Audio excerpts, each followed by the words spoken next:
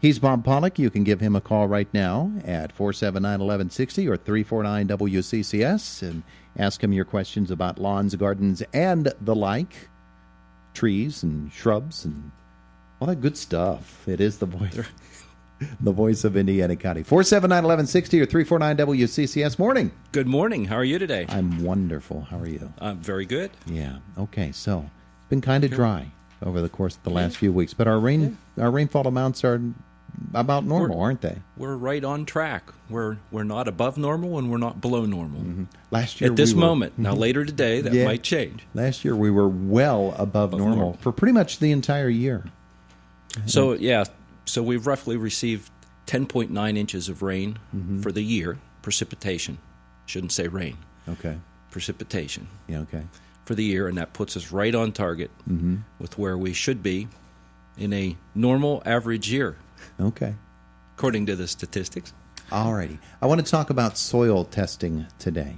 The other day, neighbor came down, put some nice cow manure on the lawn, and then he came back a couple of days later, and he tilled that right down into the soil. And so if I wanted to, I could plant it now, but I said, you know what? I want to get to Bob, and I want to take him some soil, which I forgot to do, and get that soil tested to see what it needs, if it needs anything put on it. How important is that when you're talking about planting your garden? Especially, you need a different soil alkalinity for different types of plants, don't you? You do.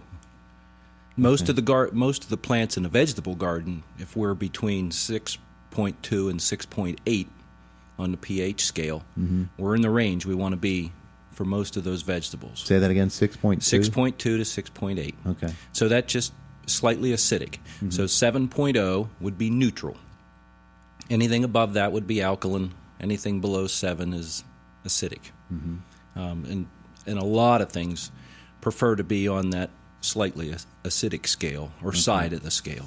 Okay. Yeah. Tomatoes, correct? Yes. They like that. Yeah. They like that. But within the same plot, if you're putting some plants that don't like more acid and some that do, how do you adjust those things? And really, as long as we're in that range, we're fine for no matter what. Yeah, the things you're going to plant, you'll be good. All right. So for folks who want to know, well, then what is the alkalinity in my soil? What do they need to do?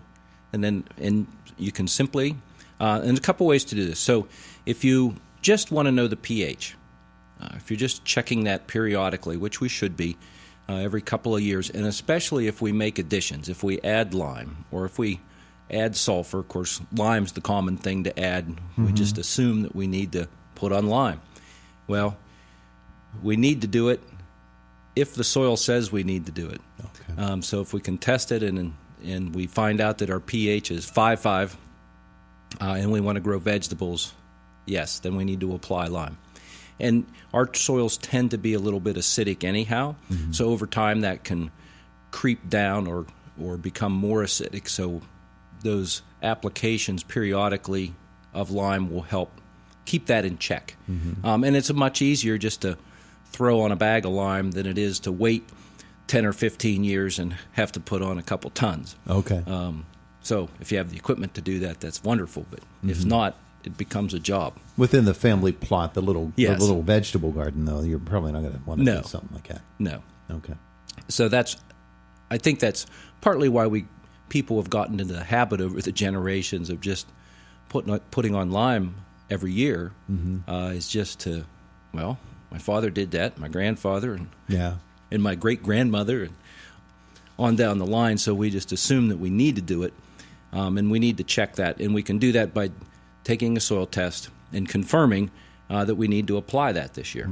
And the process for doing that soil test is to do what? I mean, you gather it up into a baggie and you take it to your extension office? So in the vegetable garden, we want to go to plow depth. That might be shovel depth. However you're working, however deep you work your soil in the vegetable garden, where that root zone is essentially what we're trying to sample, is where the plant roots will grow. That's the area that we want to, the depth that we want to sample from. So top to bottom, we want to take a slice of that or a core of that in that plow depth. So it might be 6 inches, it might be 8 inches. You might have beds that you've made that are 10 or 12 inches deep. Or if you're on river bottom soil where the soil might be a couple feet deep, potentially there, your plant roots could grow in that soil. But most of our soils we're doing well if we get 6 to 8 inches. Sure. We're going to Before we hit the clay. shale, rock, and or clay. Yeah. All right. So, yeah, that's what we want to do. We want to get a representative sample, so multiple samples, 8 to 10 to 12 samples in your plot. And this applies to whether it's in the vegetable garden or the lawn or flower beds or ornamental tree shrub beds or farm fields. We're trying to get a good representative sample. If there are great variations, it's best to sample just that area that is the variant. It might be a low area. It might be an area that has more clay content, and you just know from growing things there that it's more difficult or challenging. Things don't do as well.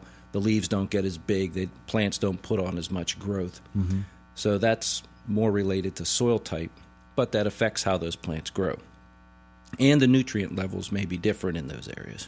So if you get things, or if you're having problems with plants, then it's good to just sample the area where you're having the problem. Okay. Go from there. But in general, representative sample, pull those all together in a bucket, clean bucket, preferably. All right. And then we want to, depending on the soil moisture content, we may need to dry that soil out. Okay. So usually just if you spread it out on newspaper, that works fine. Okay. But just spread it out, dry it, and then get all the debris out of there. So the little pebbles, the stones, roots, plant parts, kind of sift that stuff out of there. So that we just want soil. Just we just have want the soil. dirt. Yes. And the other reason to dry it down is it's easier to handle. You can mix it up better. And when you go to send it to the lab, we have to mail it. So the post office is going to weigh it to get the right postage on there. Yeah. So the more moisture, the more weight, the more cost. The drier it is, the less it costs to mail it. Okay. But the kit is a self-mailer, so it has its own envelope.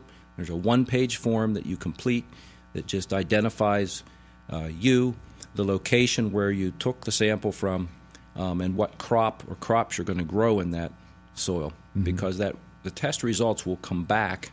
They will tell you what the phosphorus, the potassium, the calcium, the magnesium levels are, and the soil pH. So all those things come back. And then there's recommendations there for the crop that you're going to grow.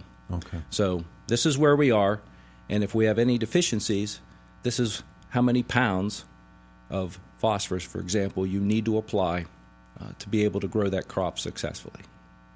Okay. Given everything else works right. Every other factor. But as far as soil nutrients go, yes. So that's the nice thing about that. It doesn't just give you the results. Well, then what do you... Okay, so I know how many. There's 1,156 pounds of potassium in my soil. Okay, what's that mean? Yeah. Is that too much, not enough? And then how much do I need to apply? So that's a nice thing about those results is they give you those recommendations for the upcoming crop that you're going to plant. Okay. And you can pick that kit up at the extension office. Yes. Yep. It's still $9 for the analysis. You'll have it back within a week.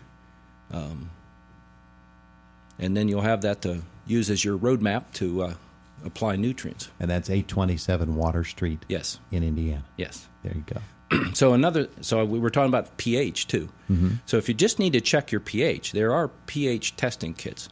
So we have a Cornell pH testing kit. So there's it's about $1,650 for that, but you can do hundreds of tests.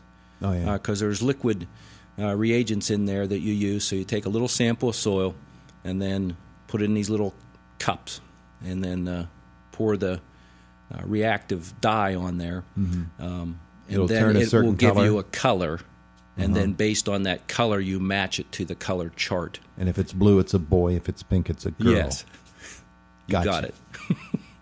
And if it's somewhere in between, the pH might be Welcome 6.2 to to America. 6.5 or 7.5 or So anyhow, you can check and it's a quick, easy way to check the pH and see whether you're in line or not. And then, and that can be used as a diagnostic tool too, to see if we're in the ballpark. If we're not, then we can follow up, take a regular soil test, and hone that in, and then plus get the recommendations for how many pounds we need to apply. To realize I asked hundreds or thousands. I asked one question. We've gone 11 minutes now, and that's the segment. And there's more to it than you thought. See, yeah. All right. Well, thank you, sir. Yeah. So and you can tailor that to crops. And of course, if you're growing things in containers, and that soil test is good for soils. Now you can do tests for greenhouse soils as well. So there's a whole different series of tests to do there. And there's a lot more. Anybody that grows plants in the greenhouse, in potting soil, that's a whole different ballgame. Yeah. Oh, really? I mean, you have to pay attention to not only the soil pH, which is usually acidic, but also the water you're using. So if your water an alkaline water or has higher salts in it, that'll affect the growth of those plants. It may kill the roots and the plants won't grow at all. Or if your water pH, we just had a situation of this yesterday where the water pH test came back 4.7. That's water, bad. yeah. That's and that bad. was spring water. Spring water? Yes. I hope are It they wasn't drinking well that stuff? water. I believe they are. Okay, then. So that can vary, and it can vary by year, and especially when you get more surface-type sources out of a spring source versus a well. Those can vary. They can vary by time of year. And so if you're growing greenhouse crops, you really have to be paying attention to that and test that regularly to make sure that that's in the right range. Yeah. And then the different fertilizers you use can also affect that. They're formulated different. They have different nutrient levels in them, so we can get too many salts, fertilizers or salts, so they can, if you overdo it, then you can burn plants up. If you underdo it, they're not going to be as growthy or have as good a color as you'd like. We are out of time. Thank you, Bingo. sir. You are welcome. It is the voice Thank of you. Indiana County, WCCS, AM 1160 and 101.1 FM.